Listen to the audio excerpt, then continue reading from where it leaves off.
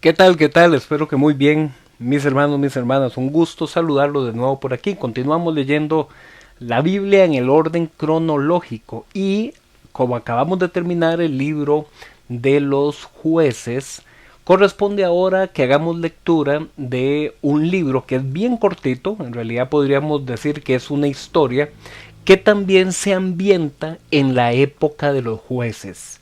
Recordemos que la época de los jueces fue todo un ejemplo de la forma en la que el pueblo de Israel cayó en todo el sentido de la palabra por apartarse del pacto con Dios. Este pueblo fue infiel, eso significa que quebrantó el primer y el segundo mandamiento. El primer mandamiento decía no tendrás otros dioses y el segundo mandamiento decía no te harás imágenes. Y justamente en el libro de los jueces encontramos repetitivamente una expresión. ¿Se acuerdan? Decía, y entonces el pueblo hizo lo malo delante de los ojos de Dios. Esa expresión de hacer lo malo delante de los ojos de Dios tenía la connotación de que el pueblo se había entregado a la idolatría y en general a la aceptación de la cultura de los pueblos con los que cohabitaba o los pueblos vecinos. Y lo que pasaba era que el pueblo iba a recibir las consecuencias por quebrantar el pacto y esas consecuencias tenían que ver con guerras, con enfermedad, estar lejos del pueblo, no tener paz de forma general. Así es que ese es el trasfondo de esta historia de Ruth que vamos a estar analizando hoy. Es un libro cortito, que son solamente 4 capítulos y por eso los vamos a ir remarcando porque a pesar de que son solo 4 capítulos tienen una profundidad y una complejidad muy bonita. La época de los jueces, recordemos que puede ubicarse por ahí de los años 1250 al año 1050. Son unos 200 años donde podríamos poner ahí la ventana de tiempo en que aquí nos estamos ubicando. Pero este libro de Ruth, a pesar de que narra episodios de la ubicación del pueblo en esa ventana de tiempo, no fue escrito durante esa ventana de tiempo, sino que pudo haber sido escrito mucho tiempo después, durante la monarquía en Israel. Es decir, el tiempo en que David y su descendencia estaban gobernando sobre Israel. Por eso es que decimos que la autoría de este libro de Ruth es anónima. No sabemos quién escribió el libro de Ruth. No lo hizo Ruth, no lo hizo Noemí, no lo hizo Elimelech, no lo hizo Boaz, ninguno de estos que vamos a ver ahorita, que son los nombres de los personajes más recurrentes de este libro. La tradición judía suele atribuirle este libro a Samuel, pero al final en el capítulo 4 vamos a ver por qué ese es un argumento más, digamos, de orden teológico que de orden histórico. En realidad es un argumento que no se mantiene, a pesar de que hay algunas personas que lo suscriben. Este libro de Ruth debemos entenderlo como un ejemplo de lo que vendríamos a llamar una teología narrativa. Es decir, son porciones de una situación histórica que sí sucedió, una situación real, pero que es contada de una forma tal donde se quiere transmitir un mensaje para ilustrar la acción de Dios en la historia. Por eso le decimos que es una teología narrativa o una historia teológica. Conforme vayamos viendo los capítulos van a ir viendo por qué. Al principio de este capítulo, en Ruth capítulo 1, se nos indica que había hambre en la zona donde estaba una familia. Esta familia, que es la familia del padre Elimelech y su esposa Noemí, se ubicaba en Belén, ¿ok? En la tribu de Belén, en la zona de Belén de la tribu de Judá. Aquí hay algo muy interesante. dice que había hambre en la tierra y esta hambre era una consecuencia de la falta de la fidelidad al pacto con Dios. Recordemos que la fertilidad de la tierra era interpretada como una bendición de Dios, mientras que la escasez y el hambre eran vistas más bien como un castigo divino. Esta familia de Belén sale a emigrar hacia la tierra de Moab. Esto es sumamente irónico, ya que el nombre Belén, el nombre de ese lugar, justamente significa casa de pan. Y supuestamente se le asignó este nombre Belén, casa de pan, porque es un lugar que favorece mucho las cosechas de los granos, tanto la cosecha de la cebada como la cosecha del trigo, que son materiales básicos para hacer el pan. Entonces Belén, casa de pan, era un lugar donde había hambre, ¿ok? Entonces vemos estos elementos que nos van introduciendo un clima de drama, un clima donde la escenografía va a tener un ambiente, una locación. Y lo cierto es que entonces aquí hay hambre. ¿Y dónde hay hambre? En la casa del pan, en Belén. Entonces eso ya nos comienza a dar una pista. Lo otro muy irónico es que están saliendo hacia Moab. Si ustedes recuerdan lo que hemos venido leyendo en los libros anteriores, en el libro de Génesis y también en el libro de Números, de Deuteronomio, de Josué, en el libro de Génesis se nos indica que los moabitas eran descendientes de Lot. Y durante el transcurso de los años en que el pueblo de Israel estuvo en el desierto y cuando por fin ya fueron guiados para salir del desierto y ubicarse frente a la tierra prometida, recuerdan ustedes qué decía al final del libro de Números y qué decía constantemente durante el libro de Deuteronomio. Decía que el pueblo había acampado en las llanuras de Moab, o como dicen otras traducciones, en las estepas de Moab. Entonces Moab era, por así decirlo, una zona limítrofe entre la tierra prometida y el desierto. Entonces vemos que esta familia está teniendo como un éxodo, pero a la inversa. En vez de venir del desierto hacia la tierra prometida, esta familia por el hambre está saliendo de la tierra prometida, la tierra donde fluye leche y miel, ahora regresar a Moab, que es símbolo de todo lo que se opone a Israel. La rivalidad de estas dos naciones, de Israel y Moab, se incrementó durante esa época. Cuando los israelitas estaban regresando, ellos quisieron pasar a través del territorio de los moabitas en su camino hacia Canaán, pero aquí apareció un personaje sumamente infame para Israel, que es Balaam. Balaam era uno de los reyes de Moab, que se opuso a que pasaran los israelitas e incluso buscó al llamado profeta Balac para que pronunciara maldiciones contra Israel. Así es que vemos que sí había una rivalidad, que sí había toda una historia de conflicto, pero esta familia tenía hambre y prefirieron buscarse una mejor vida en la tierra de los moabitas, porque ahorita en Belén había hambre y ellos parecía que iban a morir. Así es que esto ya nos da una pista. Vean que son primeros versículos, pocas palabras, pero con mucha historia, con mucho trasfondo sobre lo que aquí está pasando.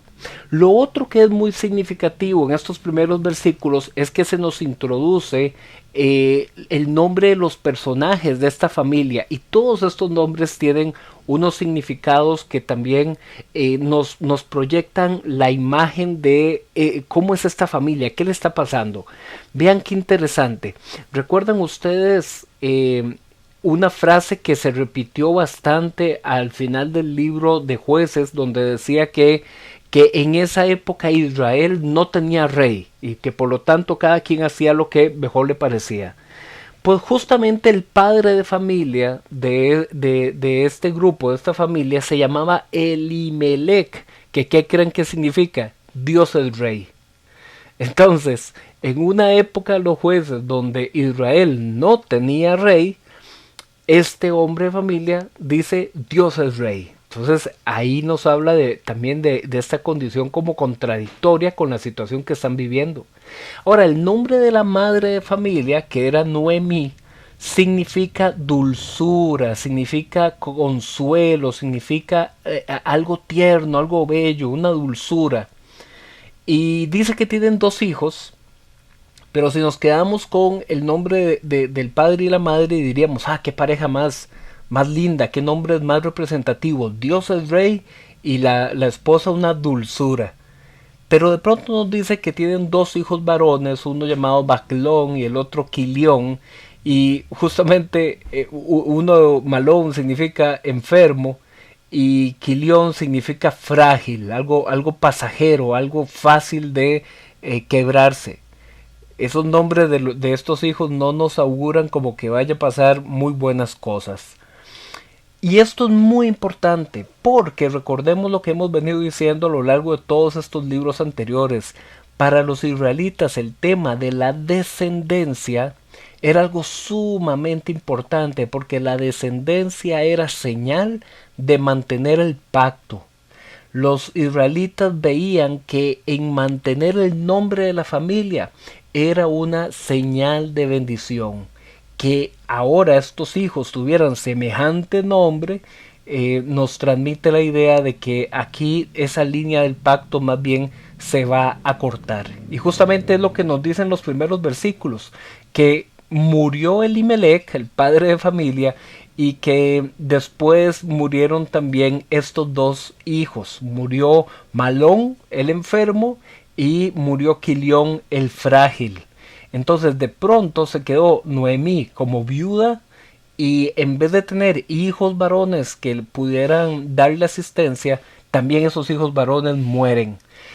Y nos dice algo más estos primeros versículos, nos dice que esos dos hijos varones habían estado casados con dos mujeres moabitas, lo cual también era prohibido porque la ley decía que el pueblo de Israel no debía dar en matrimonio a sus hijos con mujeres de los pueblos extranjeros, sino que de acuerdo a la ley de Deuteronomio tenían que casarse entre los mismos israelitas.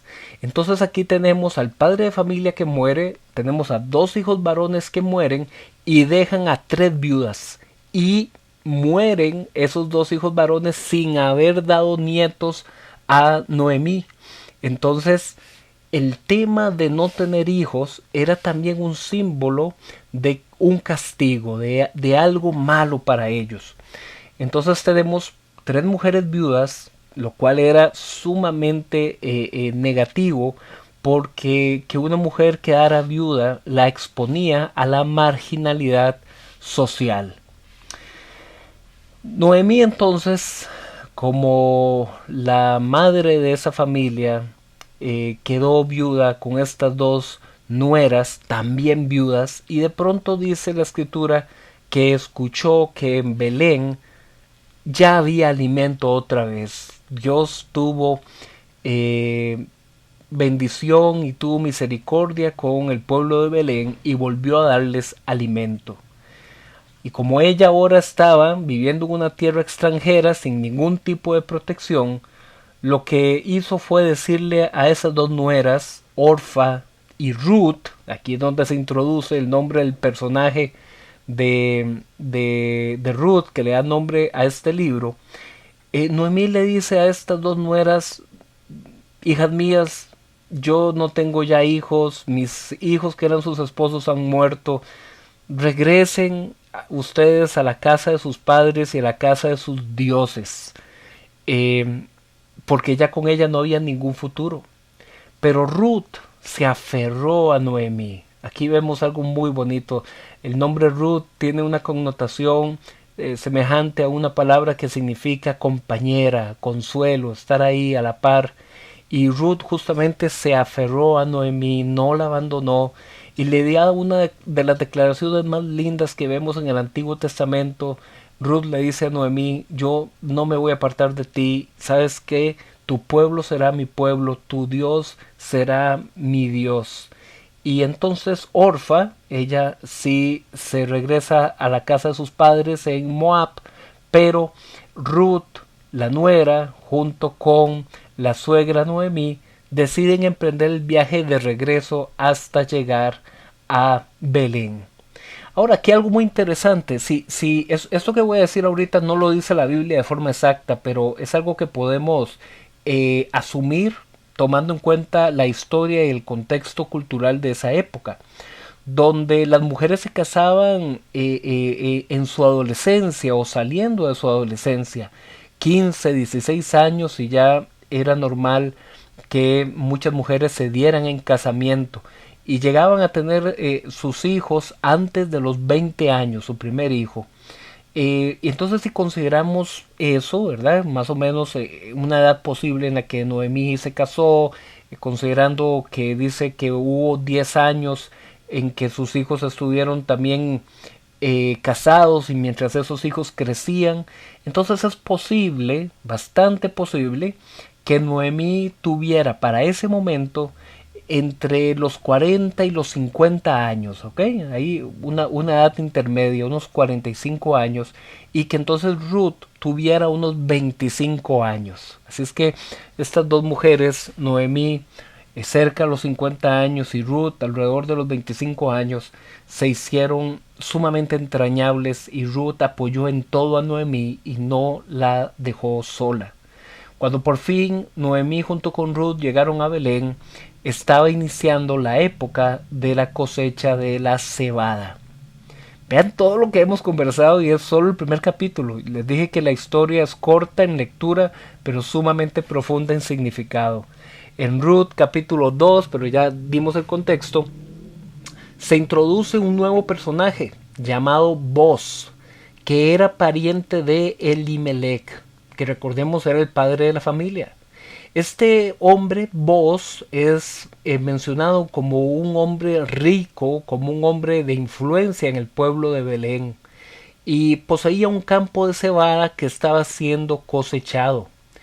Ruth fue ahí a recoger espigas que iban quedando regadas o desechadas en el camino. Recordemos que eso había sido ordenado en la ley como una forma de alimentación para los pobres, para los extranjeros, para los huérfanos y para las viudas. Eso lo vimos en el libro de Levítico, en el libro de Deuteronomio.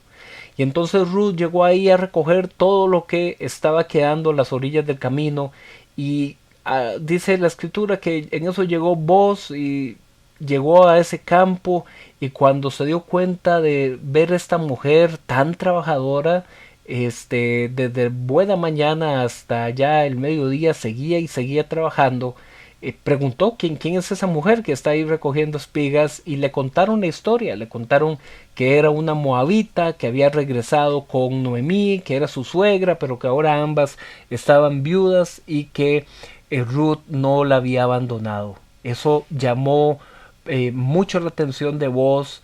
Entonces Boz la llamó y le dio permiso para trabajar en su campo. Le dijo que no trabajara en ningún otro campo, que se quedara ahí trabajando junto con sus sirvientas y que podía comer junto con ellas y que nadie la iba a molestar.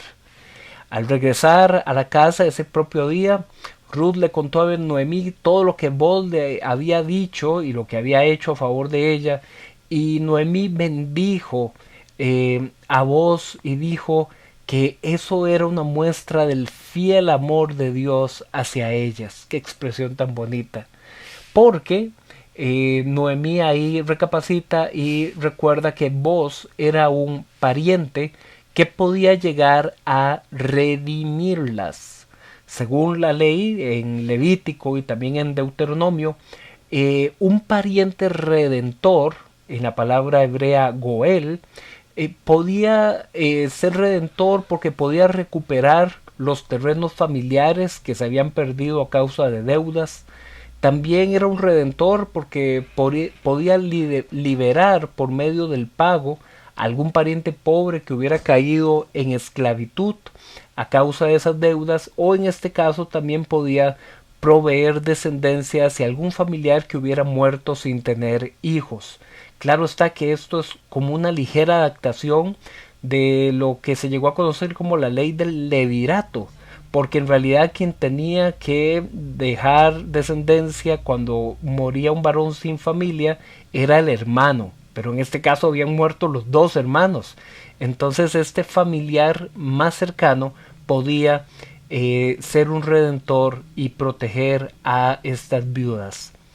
Esta ley del pariente cercano o del Goel tenía la intención de proveer protección a las viudas que, sin el amparo de una estructura familiar, podían caer en marginación social hasta llegar a ser esclavas o incluso prostitutas.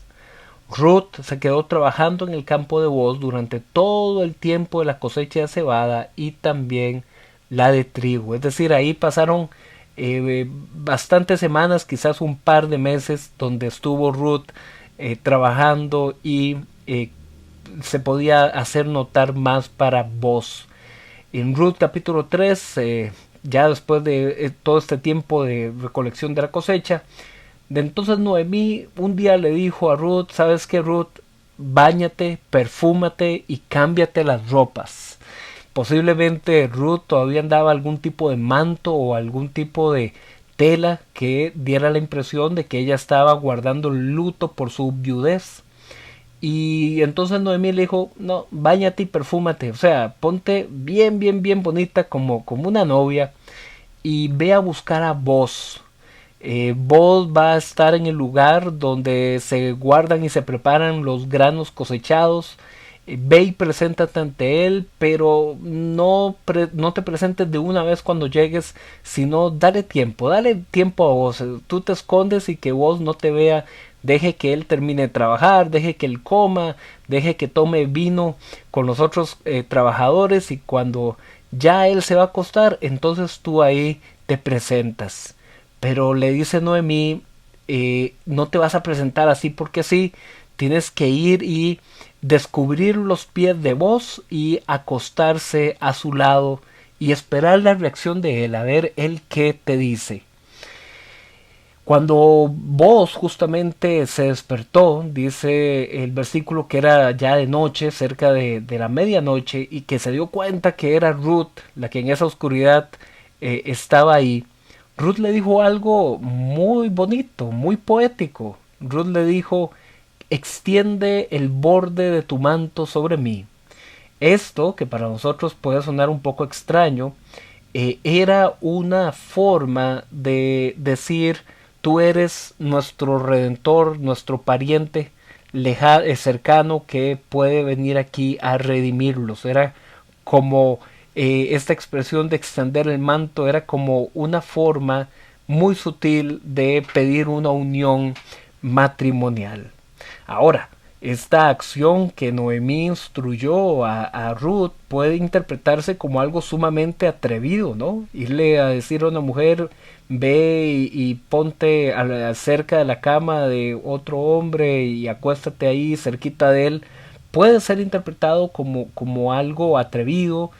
Eh, Incluso algunos han llegado a pensar que el contexto eh, daría para pensar que hubo algún tipo de encuentro romántico, pero en realidad, si se lee con mucha atención, se va a dar cuenta que no hubo ningún tipo de encuentro sexual entre Boaz y Ruth, según lo que el texto nos deja ver, sino que esta fue una acción de cortejo, una acción en donde esta mujer extranjera, moabita, se acercó a cortejar y a hacerse notar hacia este hombre rico e influyente.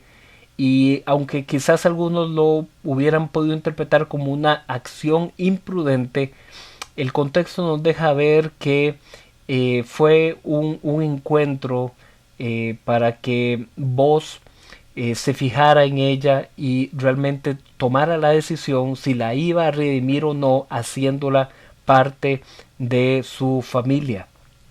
Entonces Boaz le dijo a Ruth que había otro pariente aún más cercano que él, al que se le debía consultar primero si quería redimir a Ruth. De ese otro pariente no se indica en ningún momento el nombre. En el capítulo 4, el último capítulo de este libro, Booz se reúne con este pariente cercano a las puertas de la ciudad, que es un sitio para hacer tratos y negocios, y Booz pide la presencia de un grupo de ancianos que sirvan como testigos. El otro pariente, cuando escuchó la propuesta de Booz, aceptó comprar el terreno para redimirlo, pero no aceptó casarse con Ruth. Por eso prefirió dar el derecho de la redención a Booz. Booz aceptó, y entonces Booz se iba a disponer a comprar el terreno de Elimelech y también a tomar a Ruth como mujer y así preservar el nombre de Malón. Los testigos, los ancianos del pueblo, respondieron con declaraciones de bendición para Booz y para la futura descendencia que tendría con Ruth. Ruth llegaría a ser la esposa de Booz y a tener un hijo varón al que llamaron Obed, que significa siervo. Y para el pueblo este niño es como si hubiera sido un hijo de Noemí. Pero también para el pueblo la vida de Ruth, para Noemí, es mejor que haber tenido 7 hijos. Todas estas son expresiones muy bellas que hablan de el compañerismo y el amor fraternal que hubo entre Noemí y entre Ruth. El gran desenlace, y aquí es donde viene el vuelco final de este libro, es que se presenta que Obed llegaría a ser el abuelo del futuro rey David. Y por eso es que se considera que este libro fue escrito en una época posterior a que David fuera rey o el propio Salomón fuera rey, porque justamente este cierre del libro es una forma de decir cuál es el origen de David, de dónde viene David, y que hay una promesa y todo un desenlace de cómo llegó a darse este abuelo del rey David conocido como Obed, y sobre todo cómo una mujer extranjera, una moabita, Ruth, llegaría a ser parte de esta línea real hasta llegar a David. Un libro sumamente interesante del que podemos sacar como conclusión que para llegar a ser parte del pueblo de Dios no se está limitado a ser de una nacionalidad u otra. No tenía que ver con que si era israelita o no era israelita. Vemos esta mujer extranjera cómo llegó aún desde el Antiguo Testamento a vivir como parte del pueblo del pacto con Dios. Uno de los principales temas que vemos en este libro es la expresión de la misericordia. Es una palabra, esta misericordia, que en el idioma hebreo se dice Hesed. Y hay varias expresiones de misericordia. Hay misericordia de Ruth hacia Noemí para no dejarla sola. Y también hay misericordia de Booz hacia Ruth para redimirla. Y justamente este tema de redimir o ser un redentor nos ayuda a entender que aquellos que no tienen condiciones para desarrollarse necesitan ser ayudados. Se manifiesta entonces aquí una comparación de la bondad de Dios para proteger y ayudar a un pueblo que tampoco tiene la capacidad moral o espiritual para salir adelante. Y por eso también podemos concluir que Dios es el redentor de Israel, porque es ese que llega a liberar, a proteger, a volver a ser parte de la familia. Dios es el redentor de Israel. Y dentro de todo este caos nacional de la época de los jueces, el libro de Ruth funciona como una señal de esperanza de que cosas buenas suceden cuando se restaura el orden de un pueblo. Y también muy interesante que, a diferencia de otros libros del Antiguo Testamento, aquí en Ruth Dios no se revela proféticamente con mensajes. Nunca apareció un profeta, nunca apareció aquí un ángel dando mensajes divinos, ni tampoco hay milagros en este libro, ni ningún hecho sobrenatural, sino que nos muestra algo muy bonito, algo muy significativo, de que Dios trabaja en medio del ordinario, y que en medio de lo cotidiano Dios expresa también los propósitos de su providencia. Así es que bueno, hoy concluimos así este libro de Ruth. Eran poquitos capítulos, pero sumamente denso, como se los dije al principio, y ya entienden por qué lo llamamos una teología narrativa. Mañana vamos a continuar con el inicio del libro de Samuel. Vamos a ver esta historia de Samuel y cómo también ahí llegaría el pueblo a tener su primer rey. Pero eso lo comenzamos a ver mañana. Nos vemos.